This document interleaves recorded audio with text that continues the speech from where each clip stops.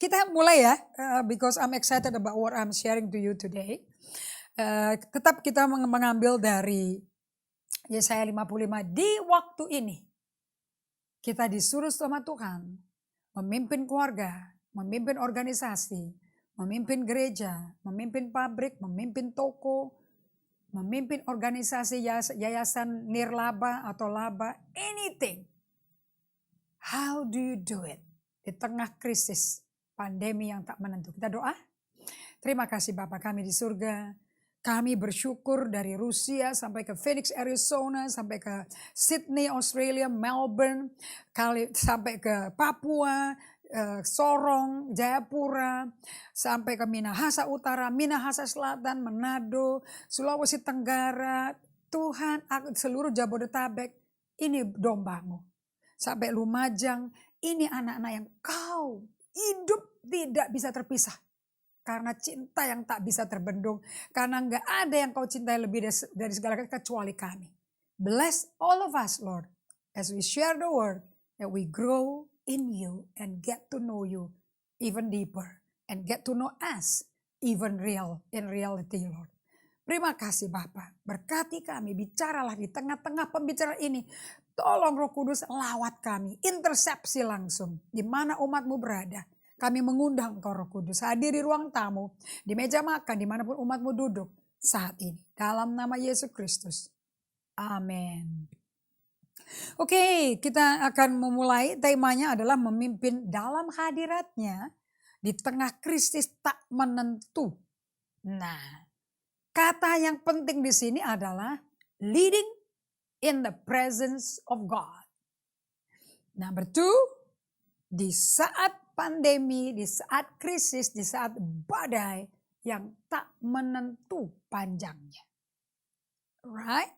So it's very important untuk Anda bisa memperhatikan baik-baik. You need to take a moment to listen kepada apa yang Tuhan mau kita dengar. Apakah kita mau mendengar suara krisis? Apakah kita mau mendengar suara keluhan, murmuring, apa sih nama itu kalau bahasa Inggris, bahasa Indonesianya, berkeluh kesah, complaining, mengeluh, mendumel dan nanya yang dari situasi stres, pushing people, hamba Tuhan mungkin ditekan, dipaksa gitu ya. What is God saying really? Nah, pertanyaan what is God saying is the menu for the uncertain long period of crisis. Kalau Anda pelajari, coba Pak Riko, Pak Jayadi, Pak Latif, hamba-hamba Tuhan semua, teman-teman saya semua ini yang ikut bergabung ya. Coba deh pikir deh. Kalau baca 4 buku Injil aja, ada enggak di mana satu buku itu enggak ada krisis? Enggak ada kan? Yesus itu ngajak murid-muridnya dilatih di tengah krisis. We are not developed. Kita tidak berkembang di tempat yang nyaman. Kita dibentuk karakternya. Satu hamba Tuhan Amerika berkata gini, you know God is purposely, intentionally using testing and suffering, trial and suffering. To forge, F-O-R-G-E, to force his character to be built. Itu kayak ditempa, dicap pakai besi di dalam interior kita. The character of Christ. And dia hanya bisa pakai trial and suffering. So, Filipi 1 ayat 29 Paulus berkata, kita tuh udah dialokasi, ya aku buka ya. Kita tuh udah ditentuin sama Tuhan. Memang untuk menderita itu bagian kita, that's our lot. Sebab kepada kamu dikaruniakan bukan saja untuk percaya kepada Kristus, melainkan juga untuk menderita untuk Dia. So, jangan tidak membagikan Injil yang ada penderitaan, yang ada pemurnian. Don't. This is the time that the gospel mesti dibagikan holistically, totally full. Oke, Yohanes 16 ayat 33 kan? Banyak penderitaan di bumi ini. Tapi jangan takut, kamu akan dianiaya kok. Jangan takut, because I have overcome the world. Aku sudah mengalahkan. Tapi dengan kuasa yang dia kalahkan, kuasa kegelapan itu, kita berjalan sama Tuhan. Kita hadapi porsi kita. And in that portion, bersama Tuhan, we will see the battle yang dimenangkan oleh Tuhan. The battle belongs to the Lord. Bagian kita ngapain? Be still. Be silent. Nah, ini bagian yang penting sekali Anda mesti tahu. Nah, tujuan dari pengajaran sore hari ini adalah menghasilkan dua hal. Satu, pemimpin yang hidup sehari-harinya sadar hadirat Tuhan. You are aware of God. Seringkali saya nggak usah ngomong jemaat saya, kan jemaat kan niru saya. Seringkali dulu saya tuh selalu tiap pagi bangun pagi, setelah sikat gigi cuci muka langsung datang bikin mesbah Tuhan. Satu rumah pastori tempat saya tinggal atau hotel pasti dengarlah suara saya memuji Tuhan, menyanyi, angkat suara, berbahasa roh, berkatakan firman, walking through the room, baca Alkitab, and then be still. Itu sampai jam 11 pagi tuh. And then mandi, siap untuk lunch. And then after lunch, untuk counseling, untuk bertemu dan berbincang-bincang dengan para keluarga hamba Tuhannya. And 5 o'clock ready to preach. Nah, tanpa saya sadar, saya tuh ketemu Tuhannya itu cuma sekali. Walaupun 4-5 jam, only one time. Gak heran di sepanjang hari tersebut sampai selesai, karakter yang saya gak suka ada di saya kok bisa keluar. Bisa kesel sama jemaat, bisa kesel sama hostnya, bisa kesel sama timnya saya. It's not nice. Sampai komentar mereka, tagline-nya Ibu Indri, menggambarkan Ibu Indri itu galak tuh. Oh, by the way, ada yang saya berterima kasih sekali loh, ada orang yang vulnerable to me. Anda tuh kayak berdoa, ada yang ngikut di Facebook online. Sampai doa gak mau ketemu Ibu Indri karena kalau dengerin khotbahnya marah-marah terus, Dia bersaksi rentan, tapi kali ini dia ikutin saya Facebook online, juga GGA live, online. Kok beda ya orangnya, kok gak segarang yang seperti dulu didoakan jangan ketemu. Karena orangnya sendiri lagi bingung gitu loh. I like to thank you for being vulnerable. Saya hargai loh. Kesaksian Anda, keterbukaan Anda, sama kesaksian Anda mengenai saya. Proof in reality. God is still doing work in me. Allah masih bekerja. Dia bekerja di saya, di usia ini. Dia pasti bekerja di semua Anda yang bergabung sama saya sore hari ini. God is alive. He is alive. So jangan quit. Kalau punya orang tua yang sudah seumur-umur saya, jangan quit. Alah, mami itu lama, susah sama orang tua sekarang tuh susah. Apalagi pakai gaya digital. Kesabaranmu diuji nak. Semua yang milenial, get ready. This is your sharpening time. This is where the time that you are being refined sama Tuhan. Kasih menutupi segala pelanggaran. Orang tua gak ngerti mencet handphone, salah pencet loh. Dari gak mau mencet, salah pencet kamera loh. Itu bukannya bodoh. Bukan, memang gak ngerti, tapi karena tertantang dengan kefasihan, keluasan generasi milenial sama generasi Z. Jadi coba-coba sendiri, kan gak tahu ya kapan keluar orang di depannya, kaget kita. No lah, you need to be sabar lah. Jadi milenial juga dalam Kristus juga mesti diproses kok. Besi mengasah besi ya. Siapa yang mau diasah yo. Oke, nomor 1, tujuannya adalah menghasilkan pemimpin yang hidup seharian sadar hadirat Tuhan. Saya bawa kepada Anda Musa. Oke, di Keluaran 33, Moses. Di Bilangan 12 waktu dia diancam sama kakaknya dia, Harun dan Miriam. Kalau siapa Musa? Kan adik bungsu kan. Kamu siapa? Karena dia kawin sama perempuan Kushi kan. Itu mengalami, sekarang saya belajar nih dari kompadre saya. Itu dia mengalami karakter assassination. Pembunuhan karakter. Dikata-katai loh. Kamu tuh siapa? No? Nah, lihat di sini. Keluaran 33 ayat 11. Dan Tuhan berbicara kepada Musa dengan berhadapan muka. Ini di Bilangan 12 Allah ulangi loh. Kamu tuh siapa Miriam? Harun. Musa tuh hambaku yang pilih aku. Masa aku dipertanyakan pilih orang salah? Aduh, saya itu juga baca ya buku ya. It really struck me. Dari semua pengajar ini tok yang mentok loh.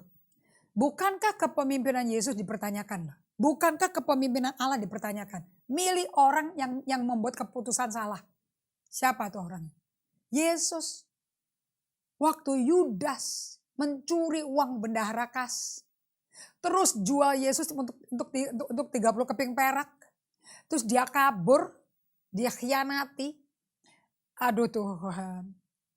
Itu di mata orang-orang yang immature tuh. Bukannya dia ditonton begini nih. Katanya pemimpin, katanya maha tahu. Memilih murid kok modelnya kayak Yudas. Sama kan kayak Musa di Bilangan 12. Dikata-katai sama kakaknya. Sebetulnya kan yang dikatai kan Tuhan. Orang milih Tuhan kok. Nah lihat nih. Dan Tuhan berbicara kepada Musa dengan berhadapan muka. Seperti seorang berbicara kepada temannya. Kemudian kembalilah ia ke perkemahan. Tetapi abdinya, Anda lingkari kata abdi. Kalau bahasa Inggris itu the servant. Setiap big leader intentionally ada yang dimentor. Yang pertama dimentor adalah karakter seorang hambanya dulu. Karena di dalam kerajaan surga di Matius 20 ayat 26 sampai 28. Yesus mengajarkan kepada mama Zebedeus, si mama nih. Yang mempromosikan anaknya suruh duduk di kiri kanannya Yesus di surga. Yesus bilang, itu bukan tugas bagianku, itu Bapa yang nentukan. Dan dia berkata di dunia mau orang memerintah tuh pakai tangan besi.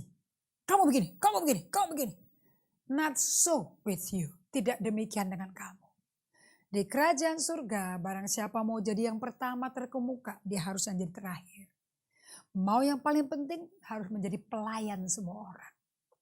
So Yosua bisa menjadi pemimpin pengganti Musa because he was a servant. Servanthood-nya ini yang mesti ada dulu before leadership-nya. Rick Warren ngomong seperti ini.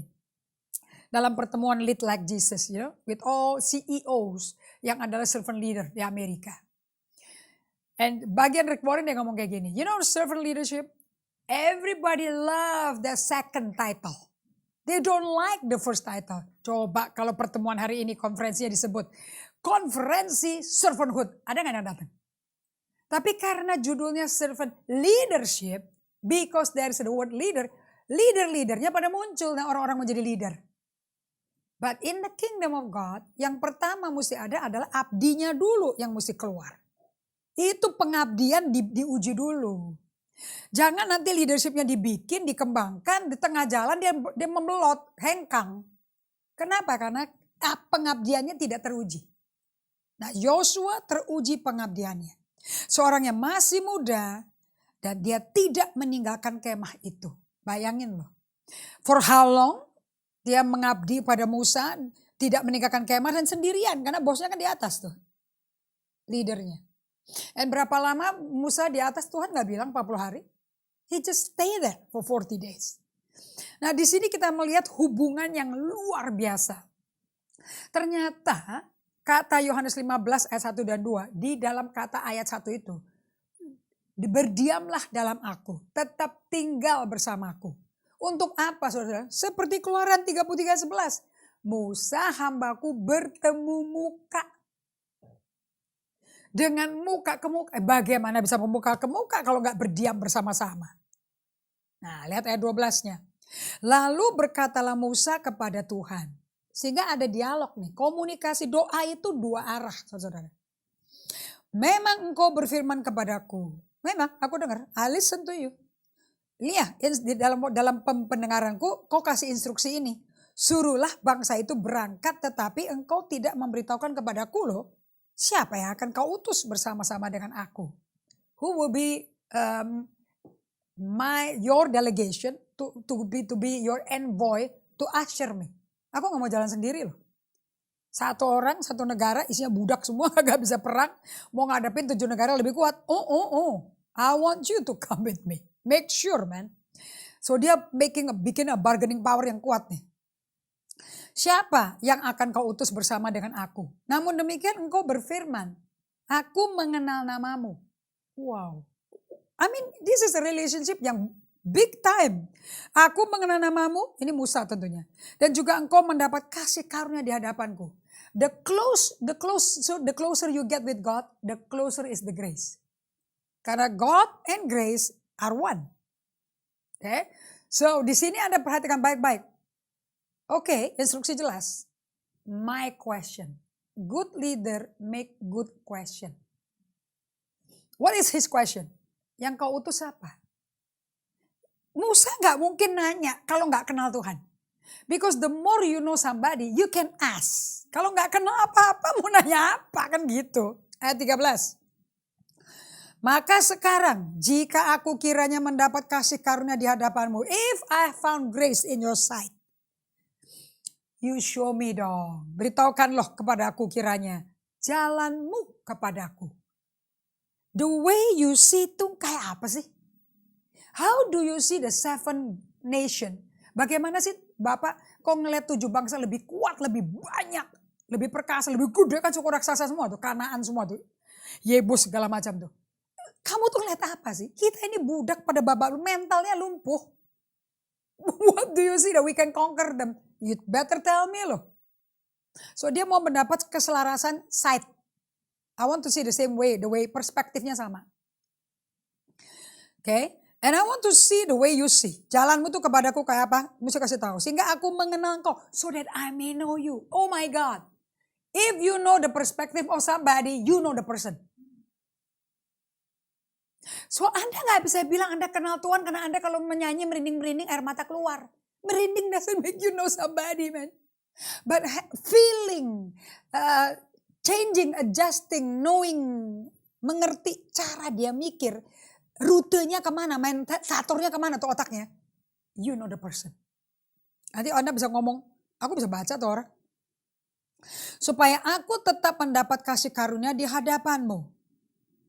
Remember God, kenapa kok aku sebagai pemimpin need to know the way of your perspective. Because I'm responsible for your nation. Ini bangsamu, umatmu.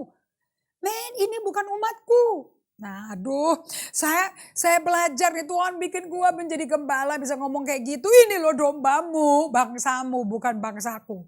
So I don't want to claim gereja kami, gerejaku. I would say like Moses. Ingat loh Tuhan, ini jemaat ya, yang namanya GGA ini, milikmu, bangsamu. Jadi engkau better talk to me and Evelyn loh. How is your perspective loh? Because aku salah perspektif dari engkau Tuhan. Salah handling dombamu. You gonna judge me loh. Iya dong. Kayak si Miriam kusta langsung. Ayat 14. Lalu Allah berfirman. Aku sendiri hendak membimbing engkau dan memberikan ketenteraman kepadamu. So what is the sign bahwa Allah menjawab seluruh permintaannya Musa? Lihat nih jawabannya. Aku sendiri hendak membimbing engkau. And I will give you ketenteraman. You know what in English is? Peace that surpass all understanding. Di tengah ngamukan taufan, badai, amukan raksasa, orang-orang gede-gede pembunuh bengis tuh. Suku Yebus, Feris, Het semuanya itu. My peace is with you. That is proof I'm with you. Waduh saudara-saudara. Kalau mau damai tandanya, Anda tuh perlu memiliki jiwa emosinya sehat dan tenang. Man.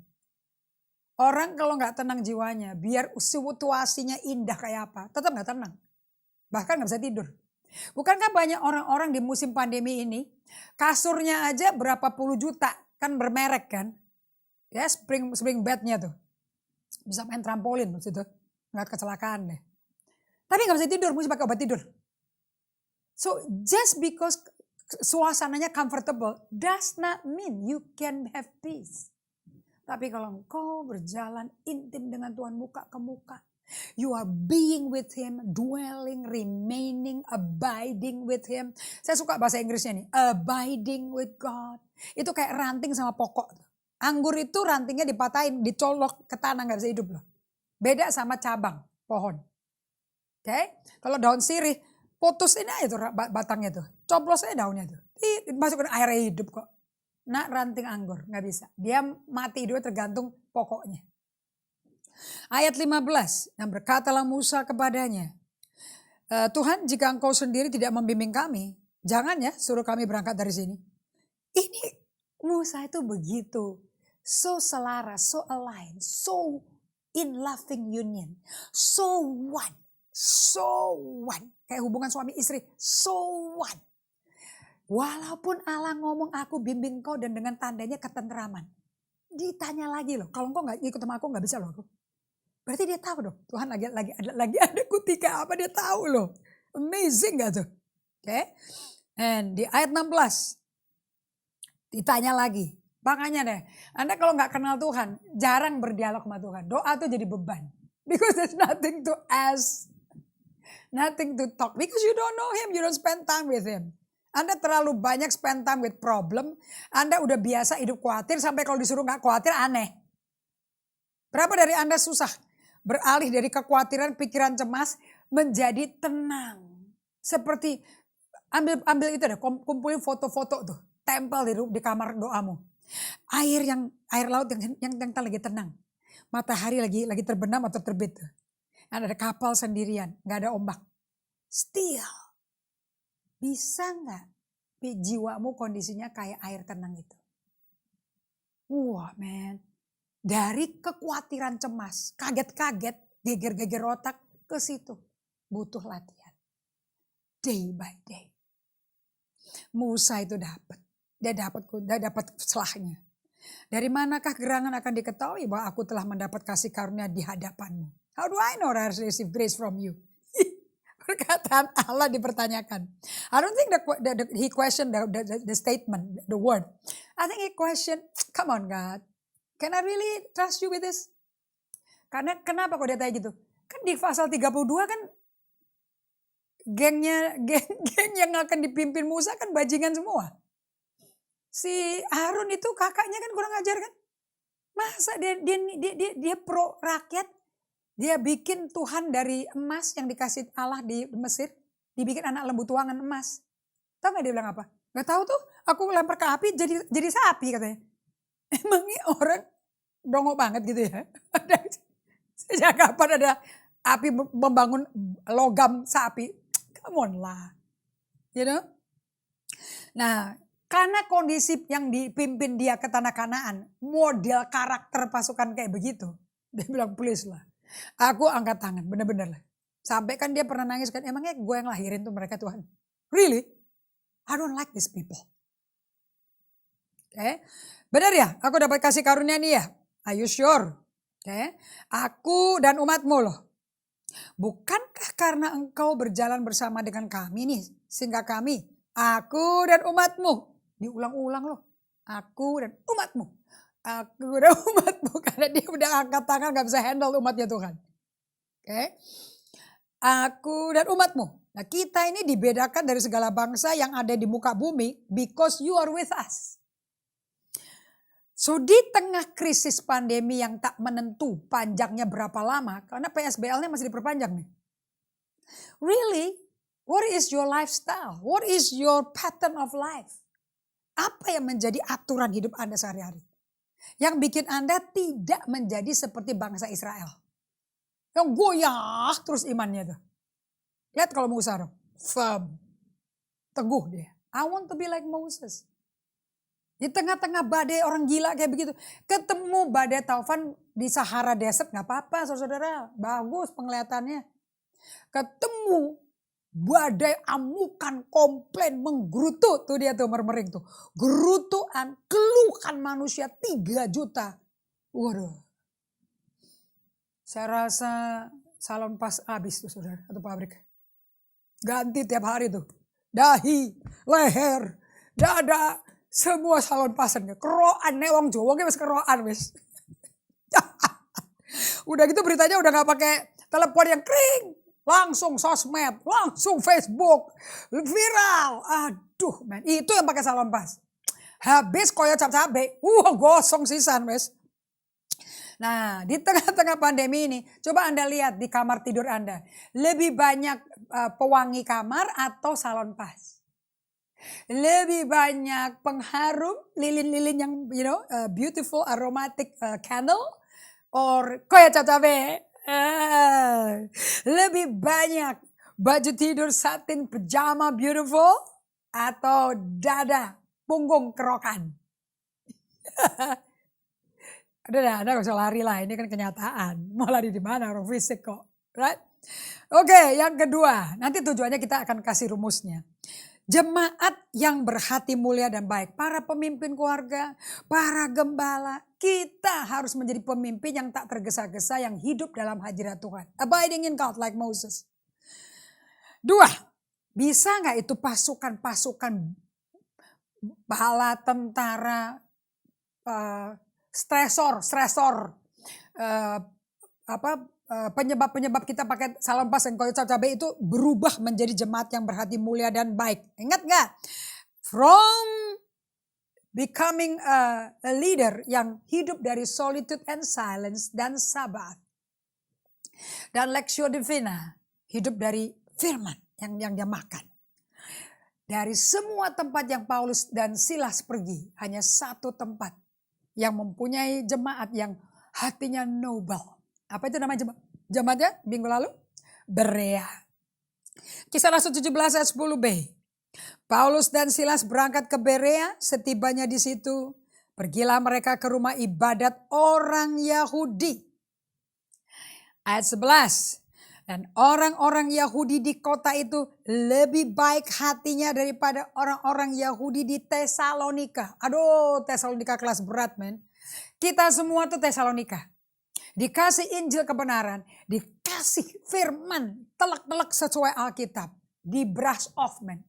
Kita sih nggak, iya tahu, ayatnya itu tahu. Tapi kita nggak harus kan mutlak telak kayak begitu kan, nggak. Sebab kita udah punya budaya sendiri, beda. Tesalonika terus menghasut pelajaran ini. Sampai ke Berea dihasut lagi. Nah ya, jangan kayak orang jemaat Tesalonika. Lihat, karena mereka menerima firman itu, si Berea dengan kerelaan hati.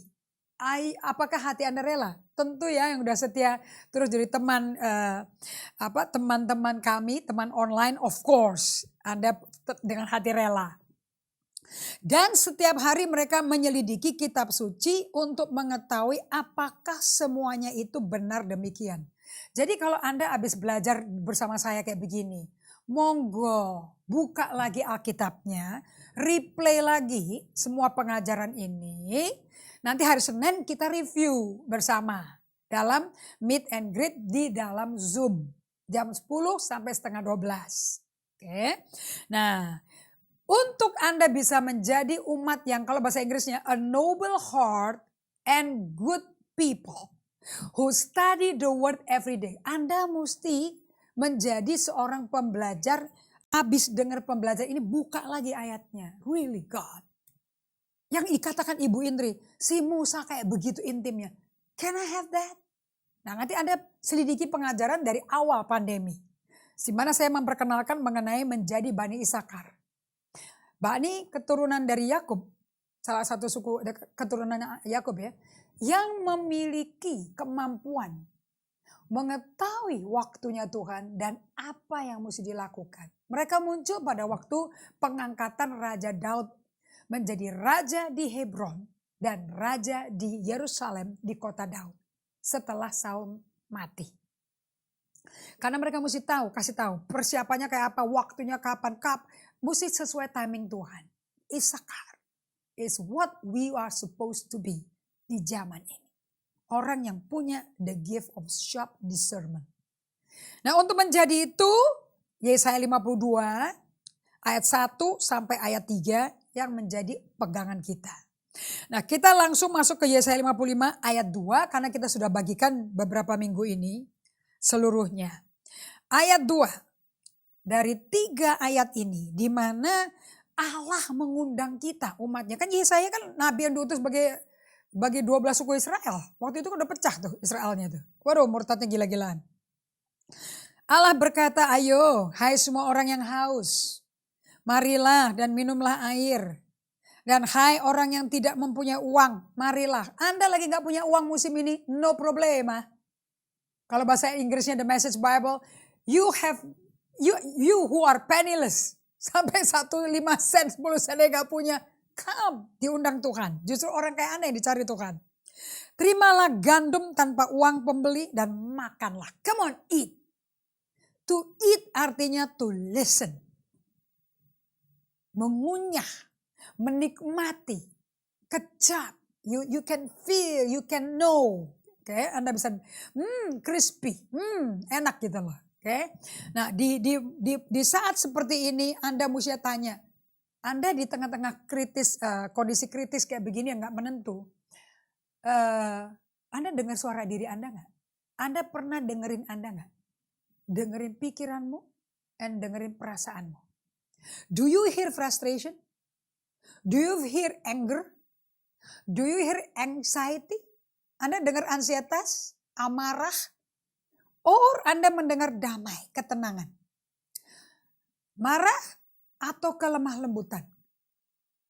Anda dengar ketakutan atau keyakinan? What kind of voice are you dengerin? Self-condemning atau self-accepting? You need to get to know you. Untuk dapat datang ke Tuhan and get to know God. Nah, kalau Anda menerima undangan, kan gak usah pakai uang. Jadi artinya Anda diundang sama Tuhan cuma-cuma. Come. Nah, dari 3 ayat ini ada ayat 1 aja yang isinya pertanyaan. Mengapa ya kamu belanjakan uang untuk sesuatu yang bukan roti? Dan upah jerih payahmu kok sesuatu yang gak mengenyangkan? Nah, pertanyaan saya pada Anda, hati-hati loh ya. Di tengah-tengah Anda gak tahu mesti ngapain, stres. Di rumah terus sama keluarga, sama anak-anak. WFH, SFH.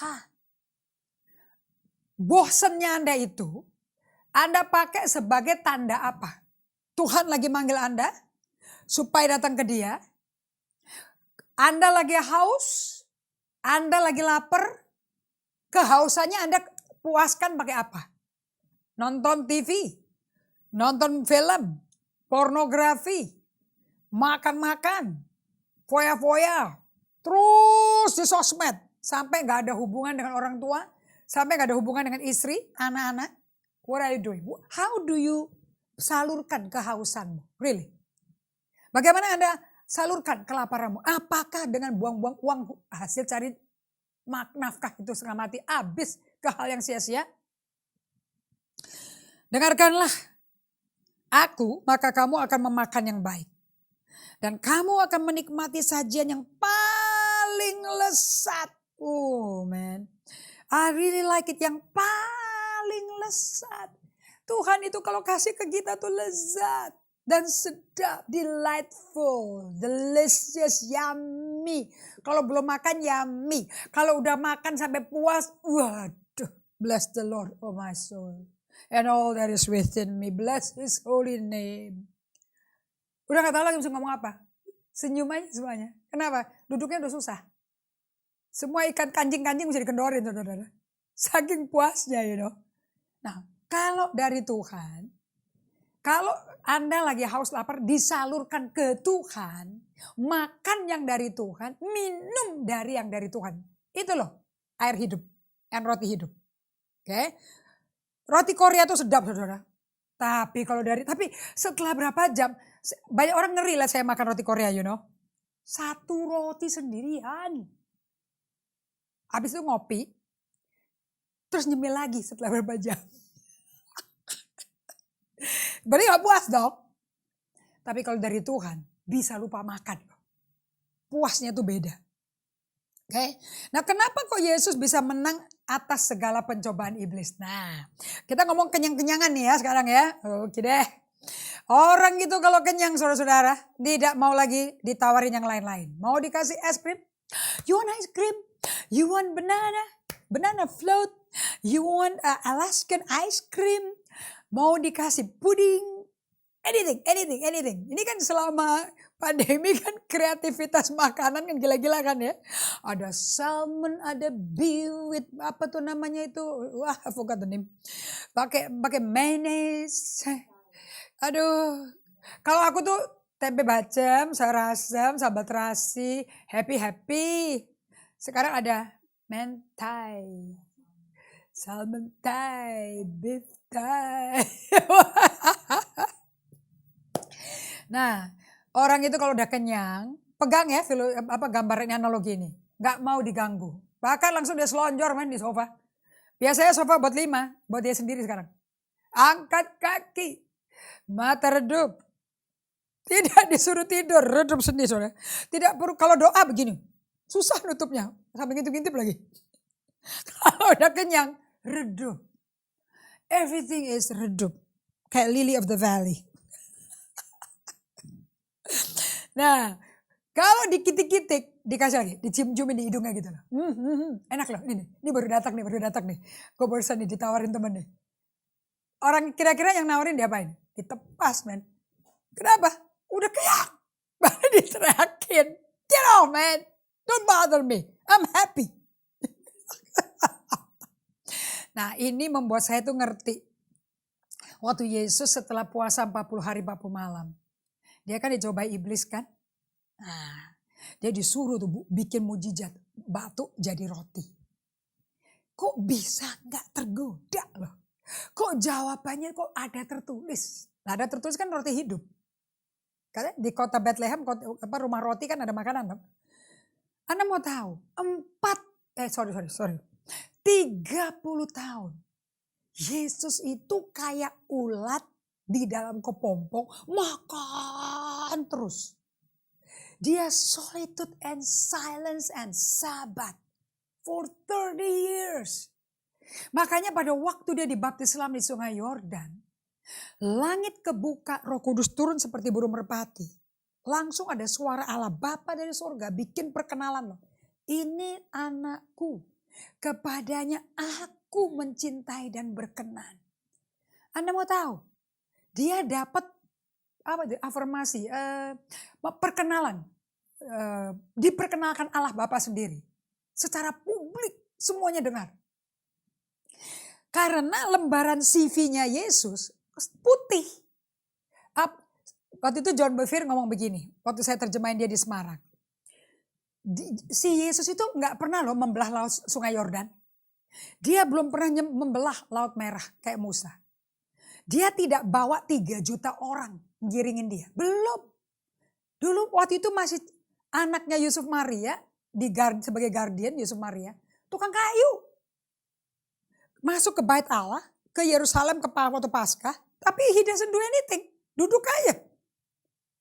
Dia punya CV itu kosong, saudara.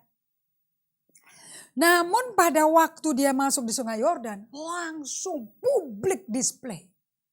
Saya pegang erat-erat loh Matius 6 ayat 10 kalau nggak salah ya. Pada waktu hal berdoa, kalau kamu berdoa di kerajaan surga, kalau doa itu begini. Ayat 5. Apabila kamu berdoa, jangan berdoa seperti orang munafik. Mereka suka mengucapkan doanya dengan berdiri dalam rumah-rumah ibadat. Harus di rumah ibadat, harus di panggung, harus dipakai mikrofon. Dan pada tikungan-tikungan jalan raya, supaya mereka dilihat orang. Tujuannya dilihat, sedang berdoa.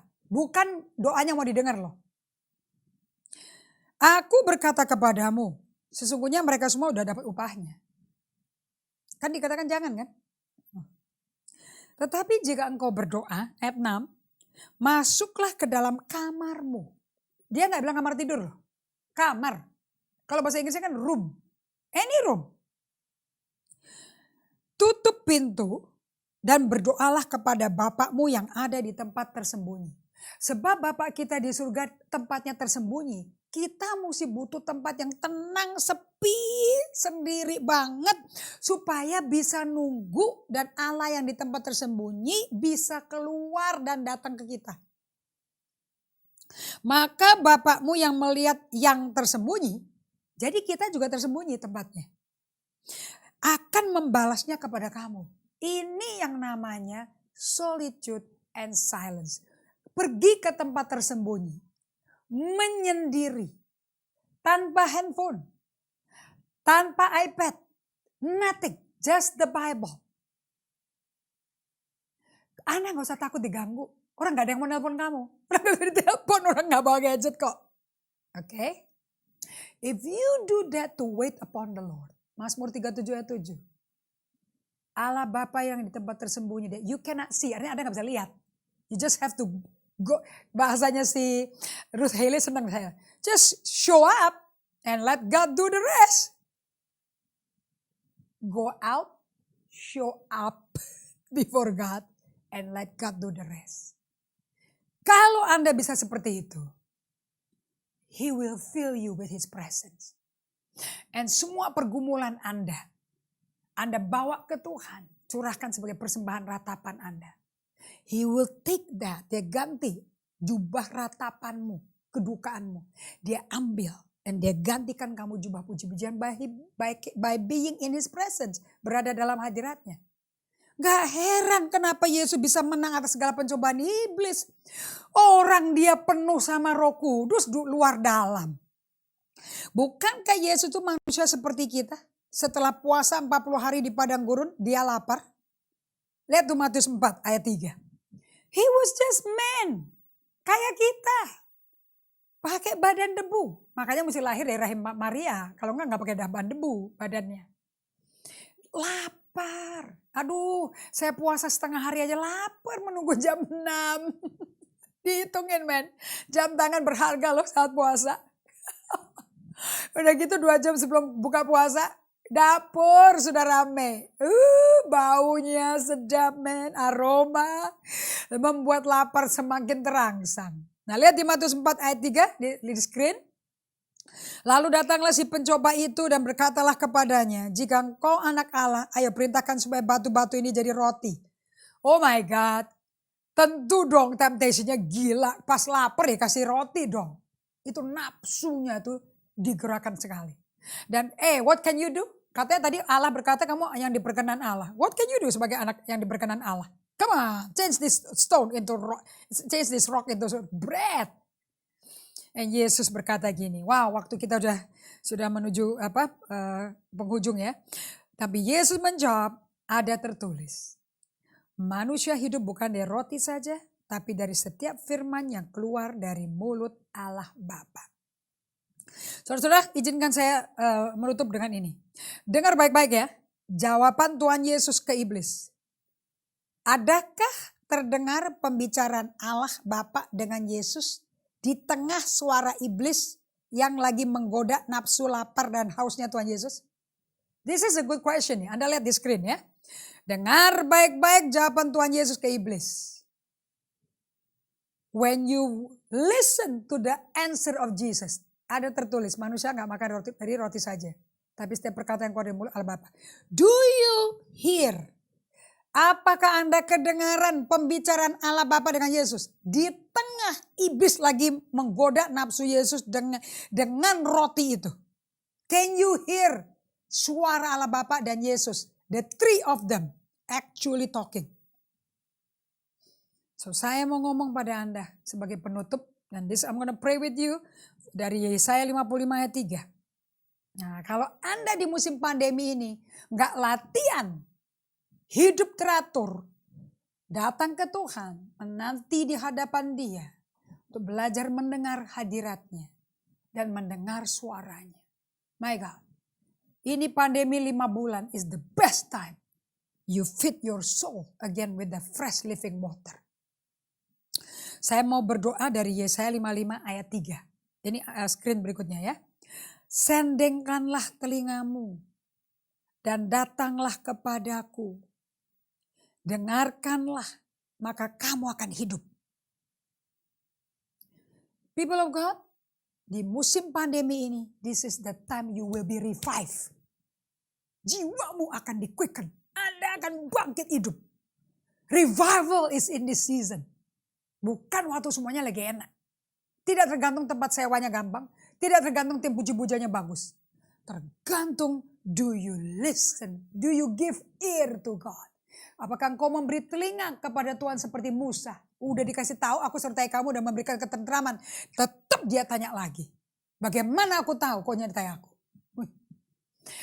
Sendengkan telingamu. Datang kepada dia. Dengarkan. Saya mau doa bagi Anda. So Bapa kami di surga, aku berdoa untuk setiap teman-teman, rekan-rekan pelayanan kami, anak-anakmu Tuhan. yang mendengar Bible study ini. Ini musim dari pagi sampai malam kami gak mau sia-siakan Tuhan. We want to listen to you. We want to give ear to you and listen to you. And don't waste our money on things yang gak bisa memuaskan kita. Lord, temani kami, ajarin kami. Di dalam nama Yesus. Amin. Saya mau bagi teman-teman yang baru bergabung untuk melihat buku yang saya mau promosikan hari ini. Untuk Anda bisa mengenal. Is the book dari, apa yang saya ajarkan Anda tadi, buku dari Peter Scazzero and Gary Scazzero, suami istri hamba Tuhan top di Amerika. And they are discipler saat ini. Emotionally Healthy Spirituality Women. 8 hal Anda jangan quit di tengah pandemi ini. Jangan nyerah, pokoknya jangan nyerah deh. Nah apa itu? Bukunya ada di sini. Kami bisa bantu Anda ya memiliki buku ini. Okay. Because the 8 hal yang Anda jangan quit itu asalnya gara-gara ada dark side of a leader. Gara-gara ada sisi gelapnya kita. Dari mana dapatnya? Wow, that book. Buku yang berikutnya ini akan nunjukin ke Anda. Emotionally Healthy Spirituality Gunung Es will show you dari mana dark side itu. Okay, ini Bible study nanti kita ke situ. Okay, and after that, you will know emotionally healthy spirituality leader. Bahwa sebagai pemimpin, Anda nggak bisa memimpin kalau emosinya nggak sehat. Okay, so di Live Bookstore Anda bisa lihat di bagian komen, itu Live Bookstore Anda bisa kontak langsung. Kalau pemimpinnya sehat, then you will have a healthy church. Yang ini baru bahasa Inggris. Kalau yang merah sama biru sudah bahasa Indonesia. Oke, thank you so much everybody. Kita ketemu lagi hari Sabtu jam 12. Sampai ketemu Sabtu jam 12 siang and Monday.